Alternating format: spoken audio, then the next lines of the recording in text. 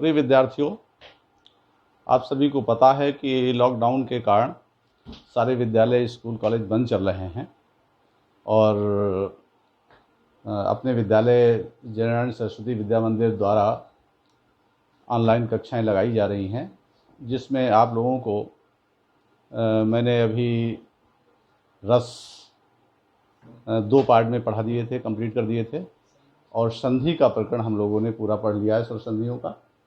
उसी क्रम में आज व्याकरण में ही, काव्य व्याकरण में अगला टॉपिक अलंकार हम लोग पढ़ेंगे। आइए देखते हैं अलंकार।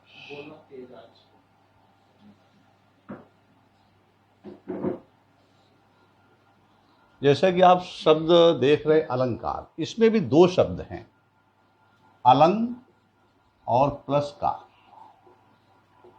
तो अलंग का मतलब होता है सुशोभित, अलंग का मतलब है सुशोभित, और कार माने होता है करने वाला। कार का मतलब करने वाला, तो सुशोभित करने वाला, उसे क्या कहते हैं? अलंकार। अब सुशोभित कौन करता है? जैसे कि आप देखते हैं, कहीं आपने अपनी माँ को देखा, वो चैन पहन लेती है, तो वो भी एक तो आभूषण है। तो अलंकार क्या है? अलंकार का अर्थ है, अलंकार शब्द का अर्थ आभूषण, आभूषण, जिसको हम छोटे शब्द में कह सकते हैं गहना।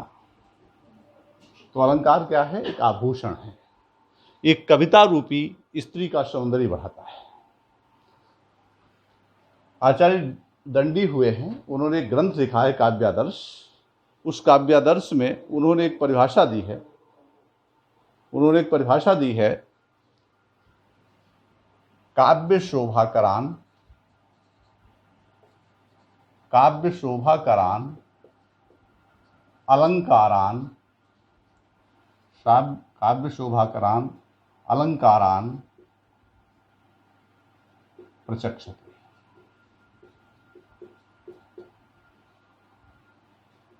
काव्य की शोभा बढ़ाने वाले, अर्थात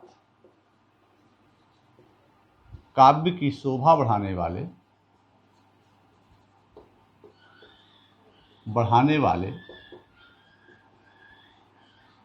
धर्मों को,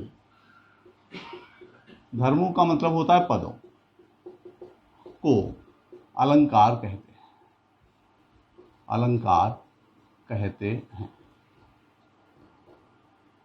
समझ गए इतनी बात? जो काव्य की शोभा बढ़ाने वाले जो पद हैं, उन्हें अलंकार कहते हैं। अब वो अलंकार के भेद, अलंकार के भेद, अलंकार के भेद मुख्य रूप से शब्दालंकार,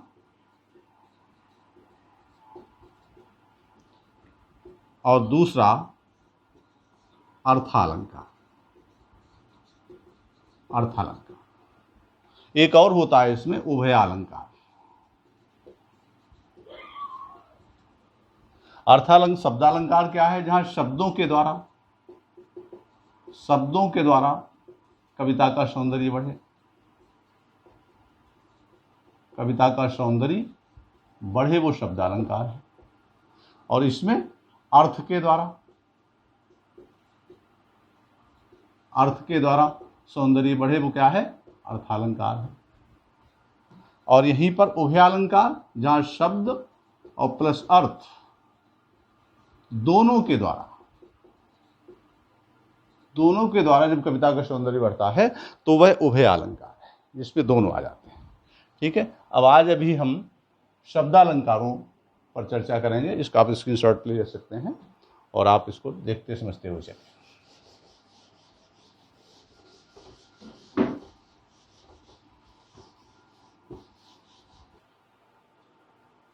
ठीक। अब शब्दालंकार,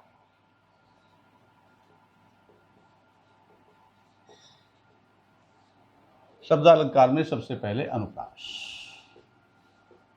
अनुप्रास अलंकार। अनुप्रास अलंकार कहाँ है? होता है जहां एक ही समान वर्णों की आवृत्ति क्रमशः होती है, वहां अनुप्रास अलंकार होता है। आप समझो, जैसे एक उदाहरण हम आपको देते हैं, आपको बहुत सारे उदाहरण आते भी हैं, जैसे तरनी, तनूजा, तट, तमाल, तरुवर, बहुछाय। ये उदाहरण आप देख रहे हैं। इसमें आप देख रहे हैं यहाँ पर ता ता ता ता ता तावर्ण की आवृत्ति क्रमशः हुई है, तो इसलिए क्या है, इसमें अनुप्रास अलंकार है। ठीक है, समझ में आ गया होगा। ऐसे ही अब इसमें आपके कक्षा 11 और 12 के पाठ्यक्रम में अनुप्रास के भेद भी हैं। तो अनुप्रास के 5 भेद हैं। सबसे पहले अनुप्रास का है भेद छेकानुप्रास।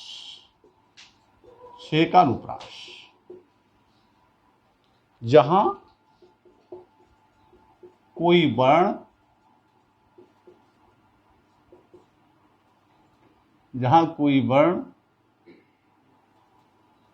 जहां किसी वर्ण, ऐसे देखो, जहां किसी वर्ण की आवृत्ति एक बार हो,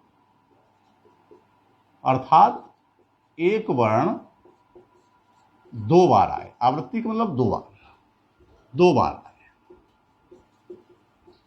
आए। उदाहरण के रूप में समझे इसको, जैसे हमने कह दिया, इस करुणाकलित हृदय में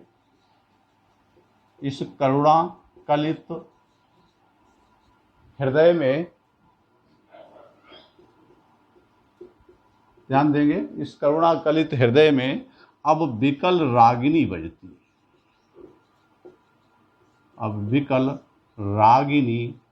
बजती। अब आप यहां देख रहे होंगे कि जो करुणा और कलित, इसमें जो का वर्ण है वह कितनी बार आया है? 2 बार आया है। अर्थात एक वर्ण की आवृत्ति एक बार और वही वर्ण 2 बार आ जाए। क्लियर हो गया? इस प्रकार इसमें क्या है? छेकानुप्रास। ऐसे ही दूसरा भेद इसी का है वृत्त्यनुप्रास।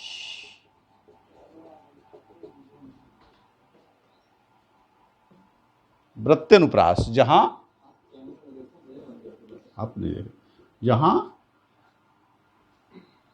एक या अनेक वर्णों की आवृत्ति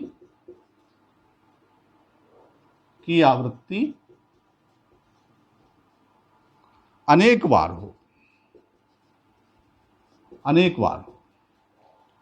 वहां क्या होगा? वहां वृत्त्यानुप्रास होता है। ध्यान दे लेंगे। जैसे एक उदाहरण हम आपके लिए देते हैं, चारु चंद्र की चंचल किरणें खेल रही हैं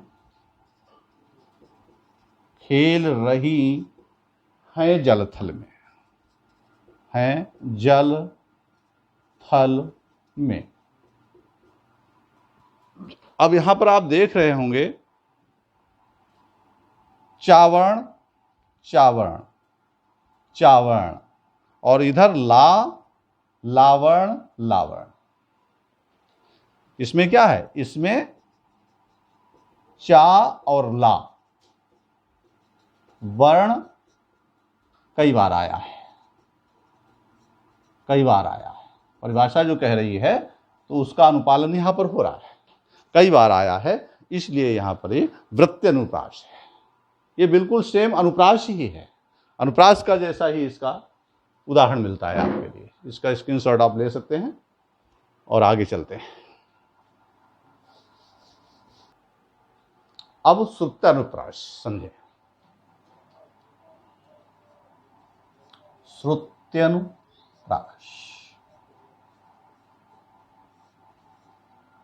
जहां कंठ, तालु, दंत आदि एक स्थान से ही बोले जाने वाले वर्णों की आवृत्ति हो, वहां श्रुत्य अनुप्रास होता है। वहां श्रुत्य अनुप्रास होता है। जैसे उदाहरण के रूप में समझ लेंगे, राम कृपा भवनिशा सिरानी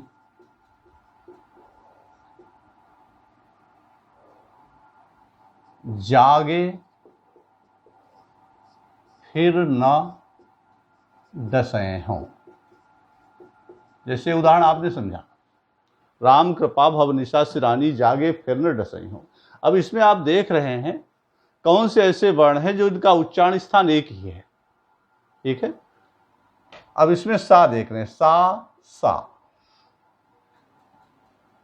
ना ना,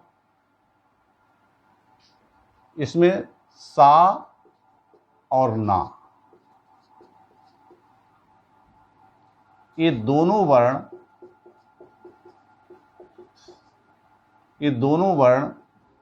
दंत वर्ण हैं। दंत वर्ण हैं, एक ही उच्चारण स्थान से बोले जा रहे हैं, इसलिए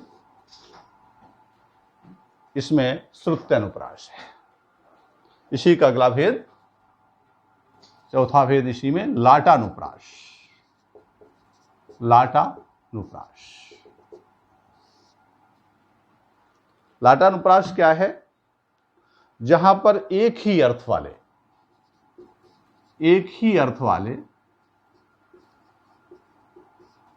शब्दों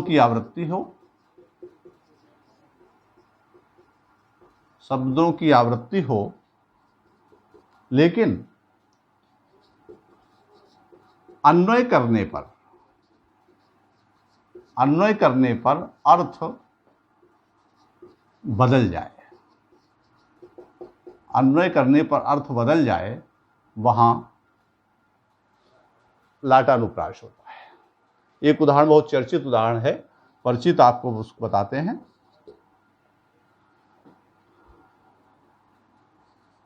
पूत सपूत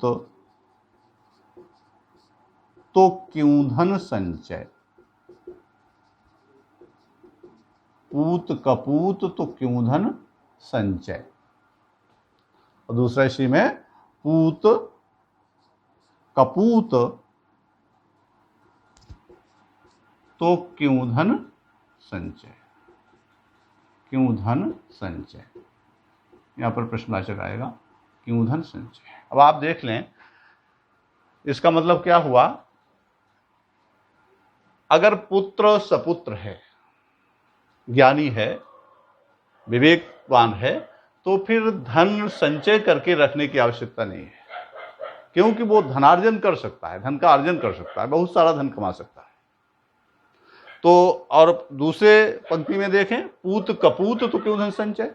और अगर पुत्र कपुत्र है तो फिर धन संचय करने से कोई लाभ नहीं है, क्योंकि वह व्यसनों में और गलत कार्यों में सारे धन को नष्ट कर देगा। इसलिए पहली वाली लाइन में सपूत के साथ अर्थ जुड़ा है, और दूसरी लाइन में जो अर्थ है वो कपूत के साथ हुआ है, इसलिए दोनों में भिन्नता है। इस प्रकार से ऐसे जहां पर उदाहरण मिलते हैं उनमें लाटानुप्रास मिलता है।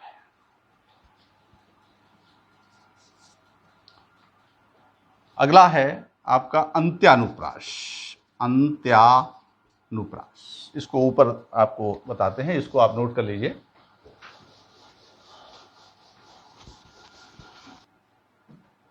तो अभी आपने अनुप्रास के 4 भेद पढ़े हैं, 5वां भेद है अंत्यानुप्रास।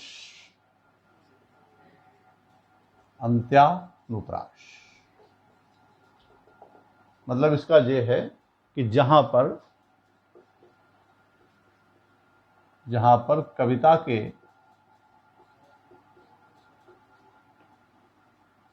पदों या चरणों के अंत में स्वर व्यंजन की समानता हो, तुक जैसी मिले, तुक मिले,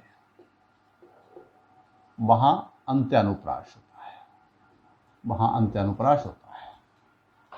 और आप देखेंगे इसमें, जैसे एक उदाहरण हमने आपको बता रहे हैं, श्रृंगार रस का जो उदाहरण लिखाया था उसकी तरह, वत्रस लालच, वत्रस लालच लाल की मुरली धरी लुकाई, मुरली धरी लुकाई, सौह करे भौहनु हसै, देन कहे नट जाए। इस तरीके से आप देखें। अब इसमें आप बहुत सरल है, ज्यादातर चौपाइयों में आपको अंत्यानुप्रास मिलेगा। अब इसमें लुकाए, काय, जाए, अंत में स्वर और व्यंजन एक से मिल रहे हैं, यानी इसमें तुक मिल रही है दोनों में, इसलिए यह अंत्यानुप्रास है, अंत अनुप्रास। इतनी बात आप समझ गए होंगे। और इसके आगे अब दूसरा, इसमें शब्दालंकार में दूसरा अलंकार है यमक अलंकार, यमक अलंकार। बहुत पहले से आप इसको पढ़ते चले आ रहे हैं, इसको एक बार समझेंगे। जहां कोई शब्द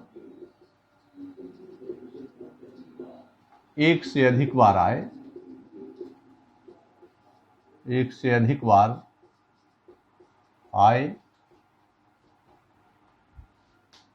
तथा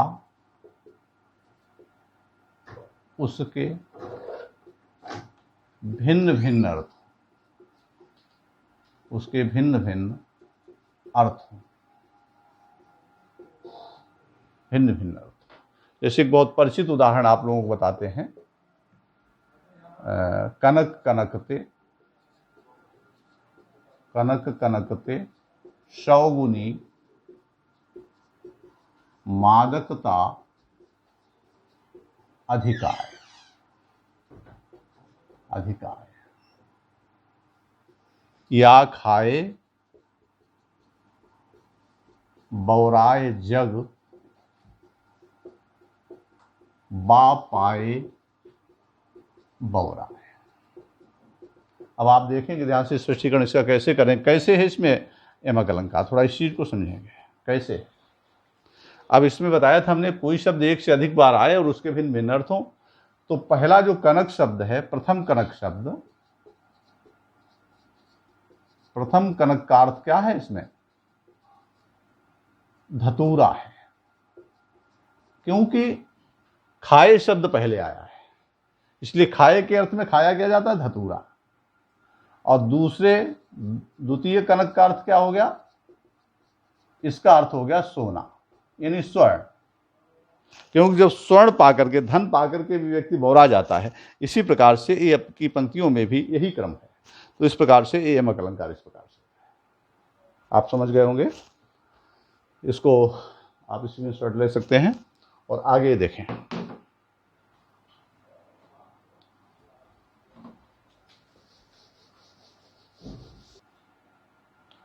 इसमें अगला भेद है श्लेष अलंकार, श्लेष अलंकार, श्लेष अलंकार। अब श्लेष का अर्थ ही होता है चिपका हुआ, किसी में मिला हुआ, यानी जहां पर एक पद, कोई शब्द एक बार आए और उसमें अनेक अर्थ निहित हो। जहां कोई शब्द एक बार प्रयुक्त हो और उसमें अनेक अर्थ छिपे हों। उदाहरण के रूप में समझें, जैसे एक उदाहरण है, चरण धरत चिंता करत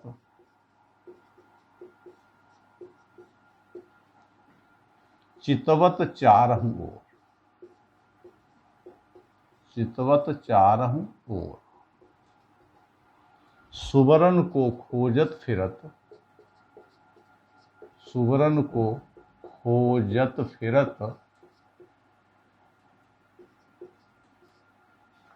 कवि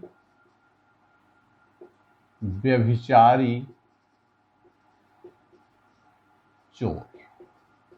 ध्यान देंगे इसमें, चरण धरत चिंता करत चितवत चारहु ओर, और सुवर्ण को खोजत फिरत कवि व्यभिचारी चोर।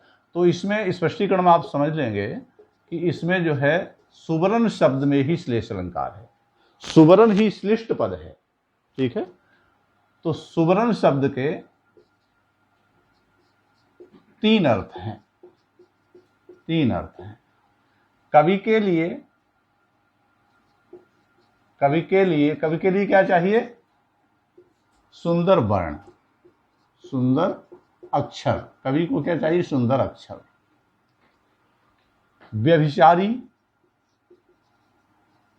व्यभिचारी जो स्वच्छंद आचरण करने वाले, जो मनमौजी टाइप के लोग हैं, उनके लिए सुंदर वर्ण वाली स्त्री।